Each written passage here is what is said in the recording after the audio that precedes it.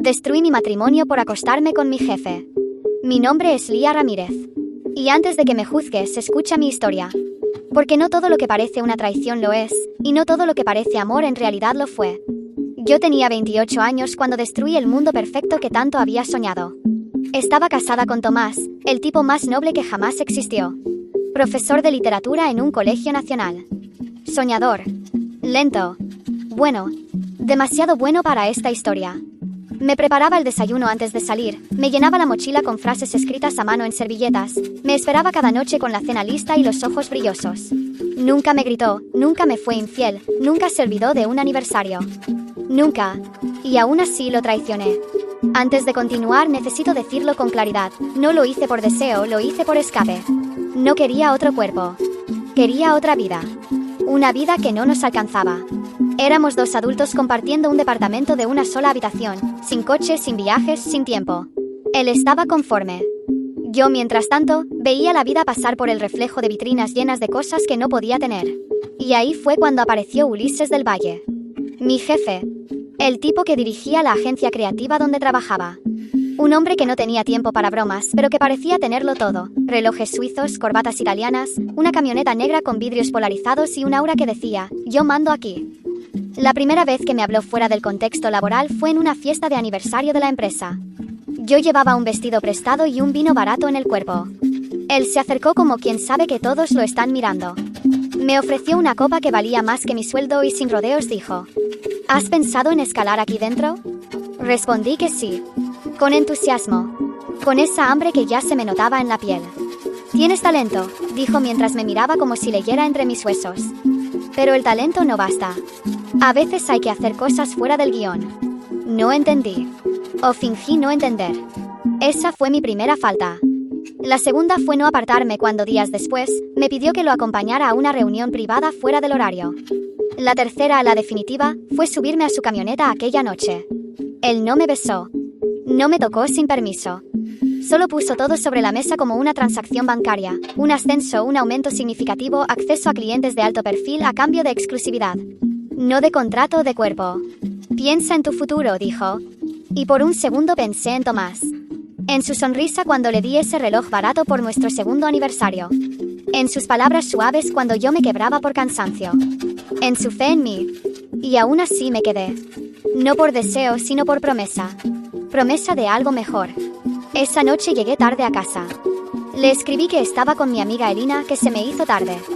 Me respondió con un descansa, mi vida y un emoji de luna. Yo ya estaba desnuda cuando lo leí. Las siguientes semanas fueron una coreografía de culpa. Los jueves y viernes dormía con Elina. Tomás jamás dudó. Me hacía el desayuno el sábado con una sonrisa. Me abrazaba por la espalda mientras yo hervía de vergüenza. Me llamaba su sol. Yo le compré regalos. Ropa nueva. Un Kindle. Un ventilador portátil para que corrigiera más cómodos sus cuadernos. Él solo me miraba con ternura y decía, no me des nada, amor. Ya lo tengo todo contigo. Y yo asentía. Hipócrita. En la agencia todo mejoró. Me invitaron a mesas donde antes no me sentaban. Me incluyeron en proyectos de marcas que yo solo veía en televisión. El mundo comenzó a girar más rápido. Más brillante. Más ajeno a la culpa. Hasta que una tarde mientras lavaba los platos, Tomás me abrazó y dijo, ¿has pensado en tener un hijo? Me congelé. Porque esa misma mañana, encerrada en el baño del trabajo, 2 líneas rosadas me habían explotado en la cara. Estaba embarazada. Y no era de él. Pasé días en negación. Pensé en el aborto. Pensé en confesar. Pensé en desaparecer. Pero elegí lo más cobarde, fingí. Lloré al decirle que estaba embarazada. Él lloró también. De verdad. Me abrazó. Me besó la frente y prometió que no dejaría que me faltara nada. Vamos a ser una familia, Lía. Un hogar. Un futuro. Yo solo pensaba, no sabes nada. Los meses pasaron. Tomás hablaba con el bebé desde mi vientre. Yo seguía viéndome con Ulises. No por deseo. Ni por necesidad. Tal vez por rutina. Tal vez por miedo a perder lo conseguido. O tal vez porque ya me había convertido en una mentira andante. Un día me llegó un mensaje. Era Tomás. ¿Estás con Elina? No contesta. Entré en pánico. Llamé a Elina. Su teléfono estaba apagado. Me cubrió como pudo, pero no era buena mintiendo. Respondí: sí, estamos viendo pelis. Todo bien. Él escribió: ok, te amo. Esa noche, cuando volví, algo en sus ojos había muerto. No preguntó nada. No tocó mi vientre. No puso su música suave. Solo existía un silencio espeso. El silencio que precede al huracán. Una semana después, lo vi en nuestra habitación, sentado con el celular en la mano. Cuando me acerqué, no me miró. Solo murmuró: ¿por qué? Colocó el celular en la cama. Carpeta, Lía. Fotos, audios, capturas. Todo. Mensajes con Elina. Grabaciones de mí subiendo al auto de Ulises. Audios míos diciendo su nombre. Todo. ¿Cómo? Balbuceé. Cloné tu teléfono. Hace semanas. Quería respuestas. Las tengo. Me derrumbé. Literal. Las piernas no me sostuvieron. Le rogué. Lloré. Le dije que lo había hecho por nosotros. ¿Por nosotros? ¿En serio? Sí. Por ti, por el bebé, por todo. Quería darte una vida que no podías darme. Y ahí se quebró. ¿Entonces es mi culpa? ¿Por ser pobre? ¿Por no darte lujos? No quise decir eso. Pero lo dijiste. Y lo pensaste cada noche que te subías a ese auto. Cogió su maleta. La tenía lista. No improvisó. Solo me miró una última vez y dijo: no te dejo por lo que hiciste. Te dejo por lo que eres. Y se fue, sin cerrar la puerta de golpe. Ese detalle fue lo que más dolió. Esa noche me abrazaba el vientre en el suelo del baño, rogando que me respondiera a los mensajes. Nunca lo hizo. A los 3 días llegaron los papeles del divorcio. No había odio en el sobre. Solo punto final. Me quedé sentado con las manos heladas y el pecho apretado. No sabía si levantarme a detenerla o quedarme allí, tragándome el orgullo y la tristeza. El eco de sus pasos alejándose por el pasadizo fue como un martillazo en los oídos. Me tapé la cara con las manos, pero no lloré. No porque no quisiera, sino porque ya no me quedaban lágrimas. Ella lo había dicho, no era por lo que hice, sino por lo que soy. ¿Y qué soy? ¿Un hombre que intentó darlo todo y aún así no fue suficiente? ¿Un tipo que nunca supo cómo amar correctamente? Porque si lo que hice no fue el problema, entonces era yo. Desde el principio. Pensé en los días buenos, en los paseos sin rumbo, en las carcajadas tontas mientras cocinábamos, en las películas que no terminábamos porque nos quedábamos dormidos abrazados. Recordé su mirada cuando me hablaba de sus sueños, su voz bajita cuando estaba cansada, la manera en que entrelazaba sus dedos con los míos como si temiera que me fuera a ir. Y sin embargo, fui yo el que se quedó solo. No quería pararme. Sentía que si lo hacía, aceptaría que era real, que se había ido de verdad. El teléfono vibró. Un mensaje de un amigo: ¿todo bien, hermano? Lo ignoré. ¿Cómo le explicas a alguien que no te han dejado por un error, sino por tu esencia? El silencio era ensordecedor. La casa vacía parecía burlarse de mí. La taza de café que ella había dejado esa mañana aún estaba sobre la mesa. Me acerqué, la levanté, todavía estaba tibia. Me temblaron los dedos.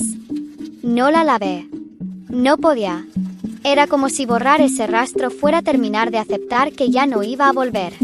Caminé hasta la puerta que no había cerrado de golpe. Estaba entreabierta como una herida reciente. Afuera la ciudad seguía su curso indiferente. Carros, gente, perros ladrando a lo lejos. ¿Cómo podía todo seguir igual cuando mi mundo se acababa? La cerré con cuidado. No con rabia. No con dolor. Con resignación. Volví a la sala, me senté otra vez, pero ya no era el mismo lugar. Todo se había transformado en algo ajeno. Como si sus pasos hubieran arrastrado consigo la luz. Encendí la televisión, buscando distraerme. Nada funcionó. Apagué. Miré mi celular. No tenía nuevos mensajes. Quise escribirle. Solo poner, ¿estás bien? Pero borré el texto antes de enviarlo. ¿Para qué? Ella ya lo había decidido. Y si era por lo que soy, no había nada que pudiera cambiar. La noche cayó sin que me diera cuenta. Encendí una lámpara.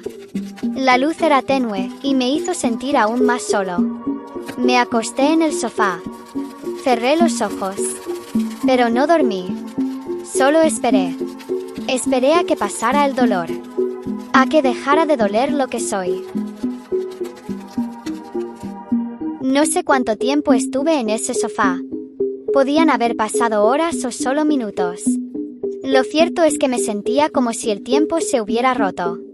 Como si hubiera quedado atrapado entre lo que fue y lo que ya no será. Abrí los ojos.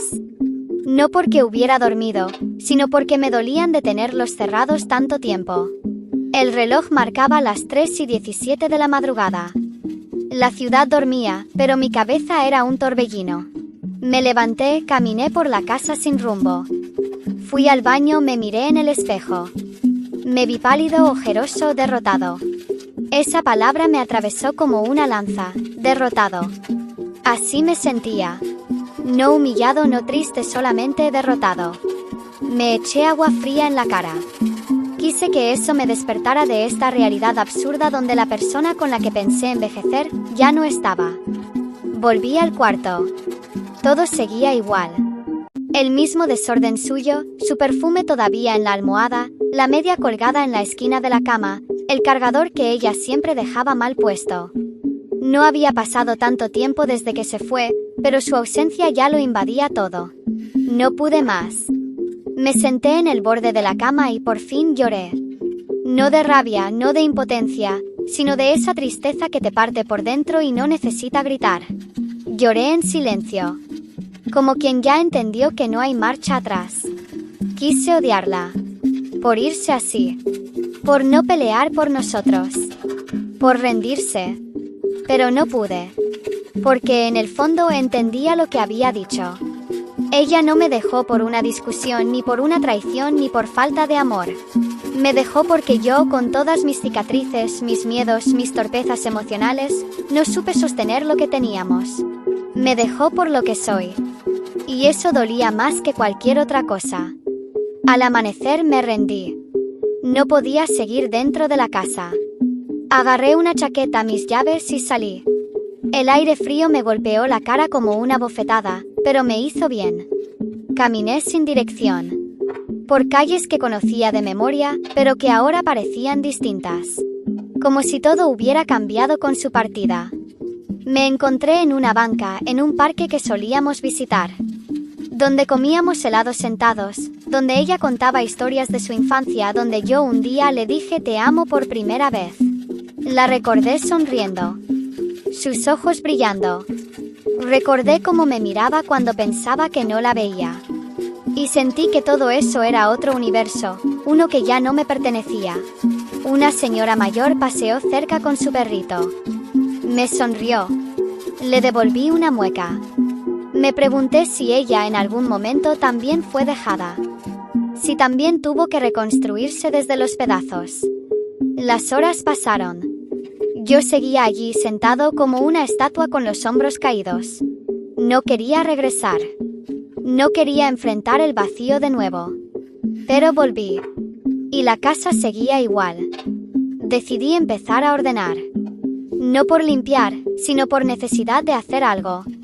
Guardé su cepillo, doblé su ropa, metí algunas cosas en una caja. Lo hice lento, tocando cada objeto como si todavía llevara algo de ella. Me detuve muchas veces. Respiré hondo. Seguí. Guardé también la taza de café. La lavé.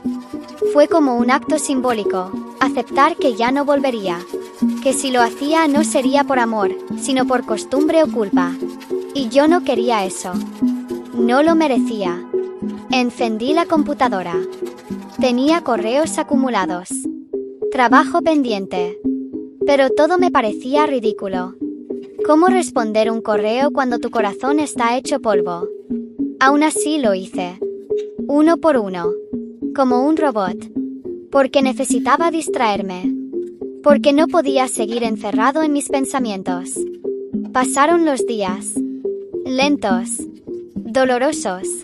Había mañanas en las que me levantaba creyendo que ella estaba en la cocina. Que escuchaba su voz cantando bajito. Pero no. Era solo mi memoria jugándome sucio. Había noches en que soñaba con ella. Y despertaba con los ojos húmedos, el corazón encogido. No le escribí. No la llamé. No la busqué.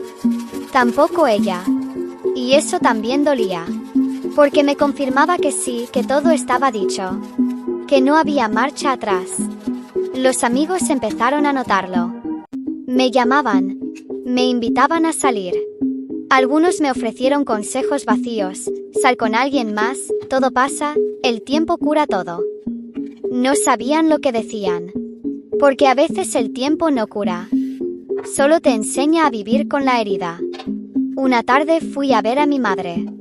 Hablamos poco. Ella me sirvió café y me miró en silencio. Me preguntó si estaba bien. Le dije que sí. No me creyó. Pero no insistió. Las madres saben cuando no deben forzar las cosas. Me abrazó fuerte al despedirme. Y fue el primer abrazo que sentí sincero en días. Regresé a casa y lloré otra vez. Porque me sentí niño. Perdido. Solo. Y quería que alguien me dijera que todo iba a estar bien, aunque fuera mentira. Así pasaron 3 semanas. Y una noche, mientras organizaba unas carpetas viejas en la computadora, encontré un vídeo. Era uno que ella me grabó sin que yo me diera cuenta. Yo estaba en la sala con audífonos, bailando como idiota mientras limpiaba. Ella se reía detrás de cámara. Y decía, por estas cosas te amo, tonto. Me quebré. Pero no lo borré. Lo guardé. Porque aunque ya no esté, esa risa sigue siendo parte de mí. Poco a poco volví a salir. A conversar. A trabajar con más energía. No porque ya no doliera, sino porque aprendí a convivir con el dolor. Descubrí que uno no sana de repente. Uno se acostumbra a respirar con un hueco en el pecho. Aprende a caminar cojeando emocionalmente. Y entendí algo más. Ella no me dejó por lo que soy. Me dejó porque no era lo que ella necesitaba. Y eso no me hace menos. Solo distinto. Aprendí a no odiarme. A no culparme tanto. A entender que amar no siempre es suficiente. Que a veces uno da todo y aún así no alcanza. Volví a escribir. A leer. A cocinar solo. A reír de nuevo aunque con más pausa. Y una mañana mientras tomaba café, entendí que por fin había cruzado la parte más oscura. No porque ya no doliera, sino porque el dolor ya no me gobernaba. Era libre. Y en ese momento, supe que estaba listo para volver a vivir. Desperté con los primeros rayos del sol cruzando la ventana. Ni siquiera recordaba en qué momento me había dormido. El sofá me había dejado la espalda entumecida y la cabeza hecha un nudo. Me senté lentamente. El vacío seguía allí, igual que la taza de café, la puerta cerrada con cuidado y esa frase que se repetía como eco en mi cabeza: no te dejo por lo que hiciste, te dejo por lo que eres. Durante los días siguientes, mi rutina se volvió un ciclo monótono de silencio y recuerdos. Las mañanas eran las más difíciles. Antes, su voz era lo primero que escuchaba. A veces malhumorada, otras veces dulce, pero siempre presente. Ahora, lo único que me acompañaba al despertar era el silencio. Ese silencio denso que parecía observarme desde cada rincón. Me aferré a los objetos. A su taza que seguía sin lavar. A su cepillo de dientes que aún estaba en el baño. A la bufanda que olvidó en el respaldo de la silla. No porque creyera que iba a volver, sino porque necesitaba fingir que aún había algo suyo en este espacio. Como si con eso pudiera engañar al dolor. Los amigos comenzaron a escribir con más frecuencia. Algunos llamaron. Uno incluso vino a verme. Se sentó frente a mí y me miró con esa mezcla de preocupación y miedo, como si no supiera si abrazarme o dejarme solo. Yo solo le dije: estoy bien, de verdad. Mentí. En realidad no sabía quién era sin ella. Porque esa es otra parte que nadie te explica. Cuando alguien se va, no solo te deja, también se lleva una parte de ti. Y tú te quedas con un rompecabezas incompleto, intentando reconstruirte con piezas que ya no encajan.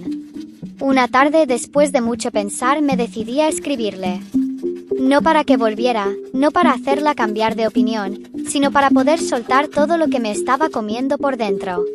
El mensaje decía: sé que ya no hay vuelta atrás.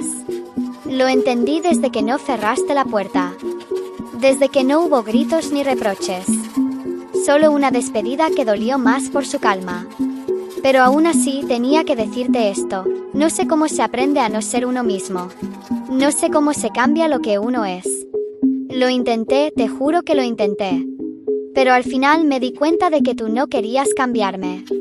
Solo querías que yo supiera quién era. Y en ese proceso me descubrí también. No como algo malo, ni como algo roto. Solo como alguien que aún está aprendiendo. Gracias por amarme mientras pudiste. Y por irte cuando ya no podías más. Me dolió, pero te entendí. Ahora me toca entenderme a mí mismo. No lo envié. Lo guardé como nota en mi teléfono. Sentí que escribirlo fue suficiente. Como si mi alma necesitara liberarlo aunque nadie lo leyera. Una noche salí a caminar. La ciudad tenía ese olor a humedad y a caos que a ella tanto le molestaba. Pero a mí me resultaba reconfortante. Caminé sin rumbo, solo para ver si los pensamientos se despejaban. Pasé por una plaza donde unos niños jugaban. Escuché risas, vi parejas en las bancas, vendedores de café. Todo seguía. El mundo no se había detenido.